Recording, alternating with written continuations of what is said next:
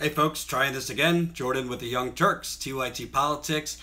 It is Monday. The Young Turks is going live shortly, but I wanted to get this story out there real quick. It is very important if you care about living and if you care about your health, your children's health. The corporate media is not reporting on this. There's a new study that basically says nearly a fifth of the country from rural central California all the way to New York City have been exposed to unsafe drinking water over the last decade. This is as many as 63 million people. So again, as many as 63 million people are being exposed to unsafe drinking water in the United States of America, and this is not banner news on CNN, MSNBC, the New York Times, the Associated Press, nothing. So if you care about your health, if you care about your children's health, I pay attention.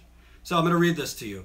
As many as 63 million people, nearly a fifth of the country, from rural central California to the boroughs of New York City, were exposed to potentially unsafe water more than once during the past decade, according to a News 21 investigation of 680,000 water quality and monitoring violations from the Environmental Protection Agency.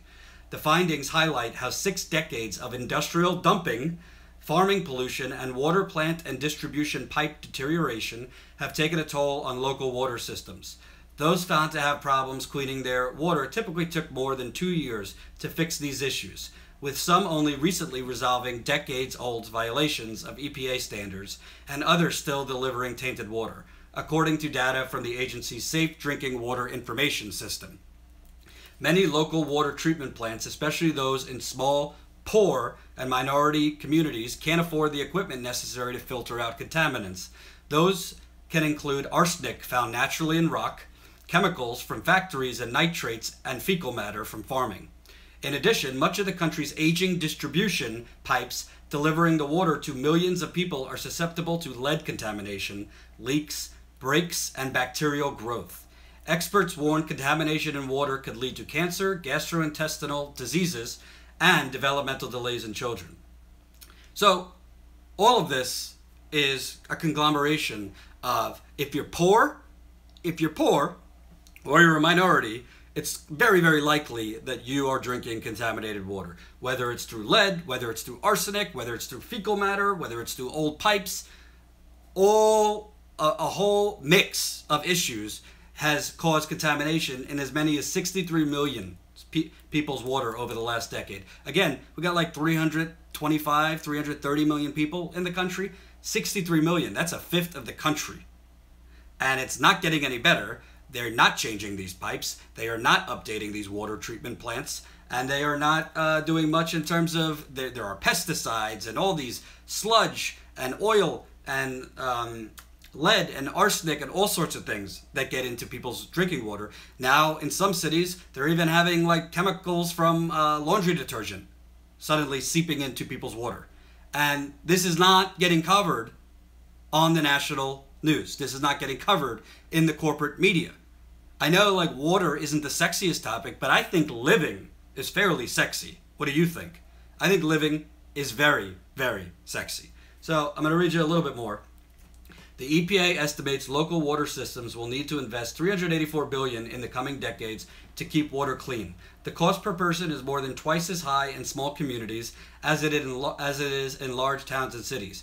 The EPA and water treatment industry consider the coming years a crucial period for American drinking water safety, as pipes and treatment plants built into the mid-20th century reach the end of their usual lives.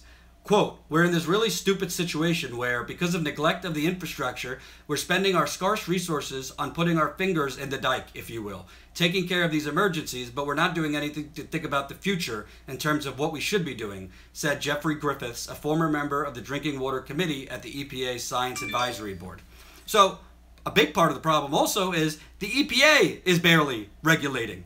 If you looked at the story I did in North Carolina recently, the cancer-causing chemical Gen X was in the water. The EPA didn't regulate the company that was dumping the cancer-causing chemical. The EPA basically told them, oh, don't dump this cancer-causing chemical into the main drinking water source. And guess what? They did it anyway, and then the EPA, when they paid attention years later, found out. So there is a lot a lot to dissect here. And if you follow my reporting in Flint, in East Chicago, Indiana, in North Carolina, I'm probably going to be going out on a more extensive tour to focus on as many cities as I can with water problems. But this is the most ignored story out there. And when water contamination problems are found, the EPA, state agencies, Health and Human Services essentially try to cover it up. And then they call people like me or Scott Smith or other people questioning it, hack scientists or, fake journalists, when, I mean, they're not finding in labs chloroform and other things just for the hell of it. They're finding it because it's there. Doesn't matter how things are tested. They are finding a lot of troublesome chemicals in the water. So I'm going to post the article in this YouTube link once we publish this. Read it, and I'm going to do a further report on it probably this week, looking into specific areas with the worst water contamination. Like I said, poor, minority, non-white. These are the areas with the worst contamination. If you look at Tacoma, Washington, system failed. You wouldn't think of that. Waukesha, Wisconsin. You have several southwestern states. 2 million people receive groundwater tainted with arsenic, radium, or fluoride from their local water systems. You have resident of Brady, Texas. Sometimes it's orange, sometimes it's green, sometimes it's brown. Melissa Region, a lifelong resident of Brady, Texas, said.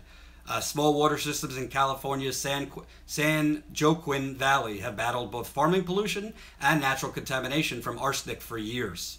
And the crash of coal mining in southwestern West Virginia has left hundreds of residents in charge of their own small water systems, some of which date to the Civil War. In recent years, drinking water crises in minority communities like Flint, Michigan, and East Chicago, Indiana, made national news when old pipes leached lead into the drinking water. In Texas, Corpus Christi's water system shut down nearly 4 days. These are not isolated incidents, the Flints of the world, or the Corpus Christis, or the East Chicagos, said Manuel Teodoro, a researcher at Texas A&M University. Many residents of Tallua, that's Tallua, Louisiana, where 77% of the population is black and 40% lives in poverty, have turned to bottled water as their crumbling utility failed to keep water free of toxic disinfectant byproducts. Many Latinos along the U.S.-Mexico border who live in unincorporated, low-income, rural areas lack the resources to maintain their systems or don't have access to treated water. So, as you can see, this is not just in Flint, it's not just in East Chicago, it's nearly 63 million who have had contaminated water over the last decade. I will be reporting on this more this week. Stay tuned.